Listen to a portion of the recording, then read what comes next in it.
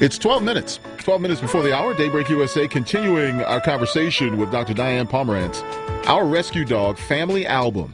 Her and her husband Norm have been rescuing pets. She has been a grief counselor. How many years, Dr. Pomerance? 11. 11 years. Mm-hmm. And among counseling people who have lost family members, the family members that many of the people she counsels have lost have been their four-legged friends. Mm-hmm. And we talked during the break and like to try and in this segment delve a little bit into what you talk about with regard the interconnectedness of all living creatures. That is a foundational theme that you try to share with those you counsel, and with the importance of rehabilitating these rescue dogs.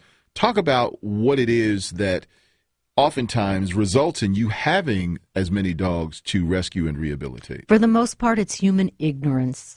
We don't really give a lot of thought to adopting an animal and the responsibilities involved and the fact that it is a lifetime commitment. Mm-hmm. It's as though you were adopting a child. Right. And if you're familiar with rescue organizations, and of course I work with the SPCA of Texas and many other rescue organizations, their approach to rehabilitating these dogs and taking them in and saving their lives is, of course, ultimately to find a forever home for these dogs so that they're not back at a shelter. Right. It's very traumatic and very stressful, and anyone who's ever been to an animal shelter knows these animals, so many of them are owners surrendered for one reason or another. Mm-hmm. In many parts, it's justified to an extent. We have foreclosures. We have a very difficult economy, a demanding economy.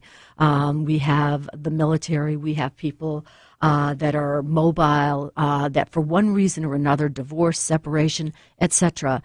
And as you mentioned in the break, these people are first and foremost willing to give up their pets. For some reason, some people regard them as less important. Now, the people that I counsel that are mourning the loss of a beloved pet regard their pets as extremely important. And many, in fact, love them more than their spouses, their children, their human children. Wow. Oh, you get the opposite end of the spectrum where, because they're caregivers for these animals. These animals are grateful.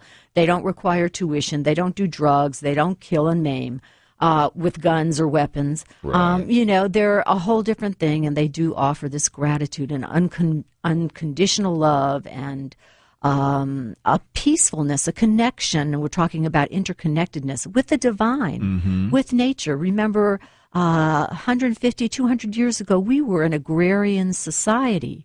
Now we're a highly technological society, and in that process, we've lost a lot of that ability to interact. Right. And even you and I sitting here is more than most. Yes. We're we have the cubicles, internet. We've got the net and texting and all that stuff to distract us, and unfortunately, we've lost a lot in translation in terms of our own communicating with one another. And these animals truly communicate.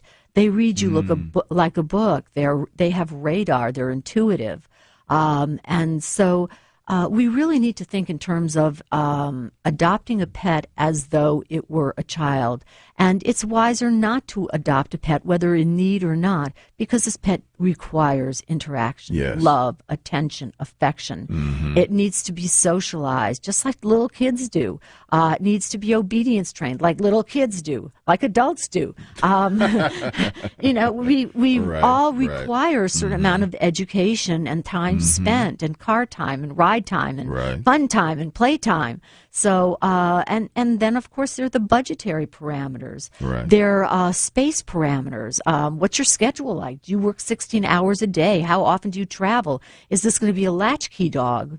And that's when they become destructive. So you really need to do your homework. And if you've seen a dog in a film that you just have to have, whether it's a sled dog or a Dalmatian or a wolf dog or whatever it is that you're thinking, you better do a lot of research on the legalities of having such an animal. Right.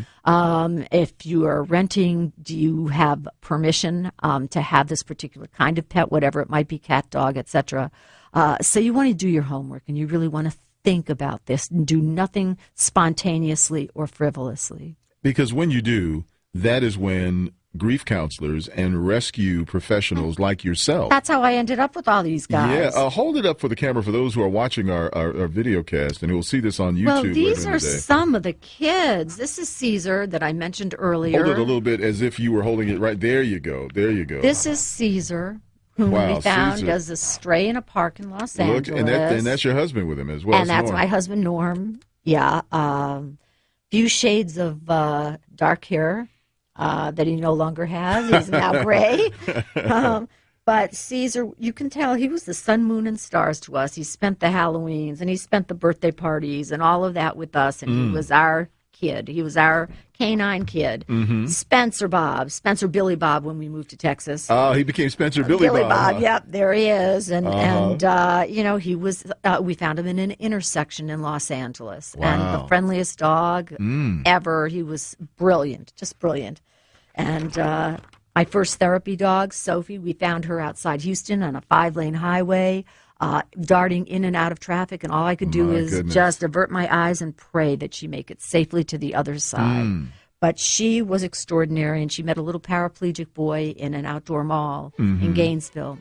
And this was before I had any clue about assisted therapy animals. And she jumped into his lap, and his brother was guiding his wheelchair, and she licked him all over the face, and the little boy started laughing. Wow. And we had 3 other encounters during that visit. Amazing And they stuff. become best friends. He knew Sophie's name, and she knew his. And his brother said, I have never seen my brother this happy. You know, it is amazing what these animals are able to do in circumstances and situations like that. Back to wrap up our discussion with Dr. Diane Pomerance. The book is called Our Rescue Dog Family Album.